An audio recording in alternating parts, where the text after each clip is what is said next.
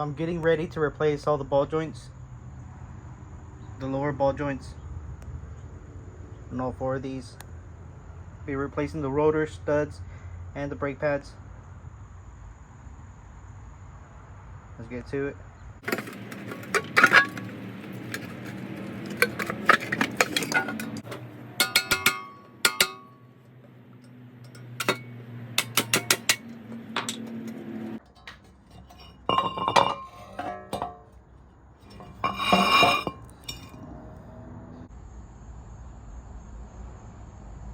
After a couple swings, I got the ball joints.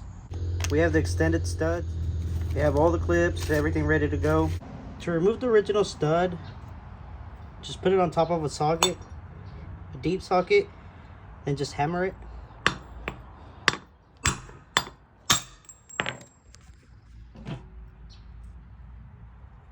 I'm gonna go ahead and remove all of them.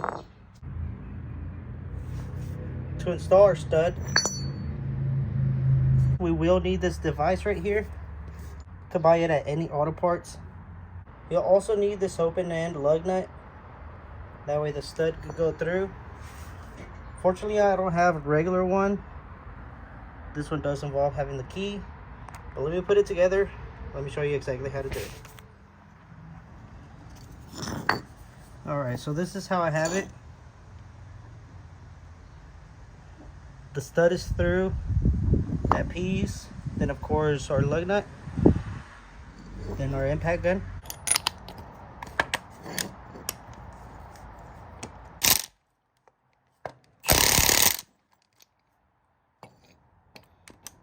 We have a little bit more to go. What you need to do is make sure that it's flush.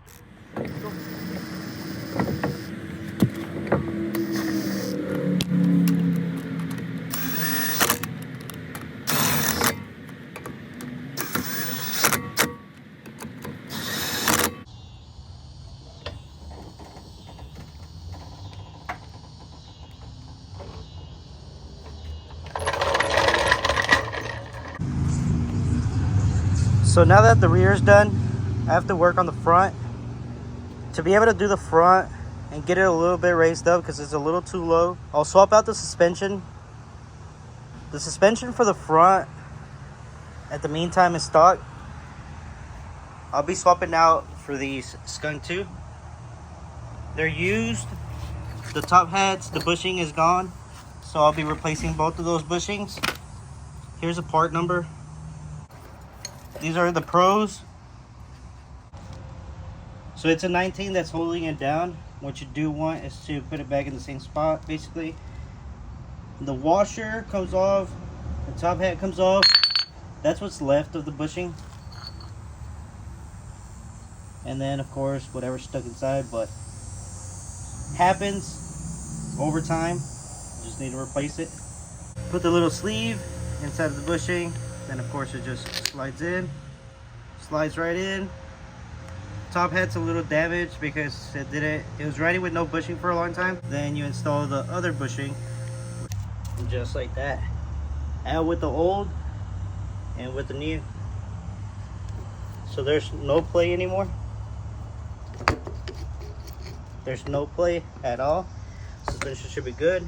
Should last a couple more miles before I get it all swapped out, but get it all put together. I've already done the rear, the other side. Just need the passenger side. Came across something interesting. Never really seen this done before. We have the strut and the spring. And then I guess this guy made a custom lift kit. Let me remove this real quick. Oh. Surprised it didn't break. Oh, it broke. Custom lift kit made out of wood. Some serious engineering came into that. But yeah, gotta replace these. As you can see, they have a lot of play. So I'll be removing these, replacing them with the Skunk 2, and doing the 5-lug conversion. The last one that I have left. So it's very simple.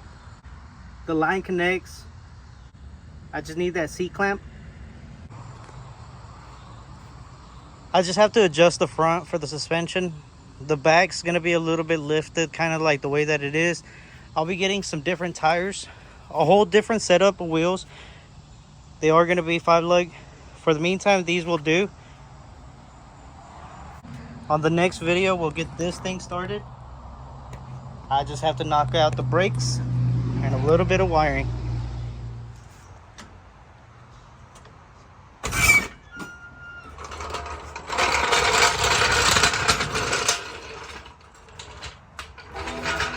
Alright, so that's how you do a 5-lug conversion on a mid-engine swap Honda Civic.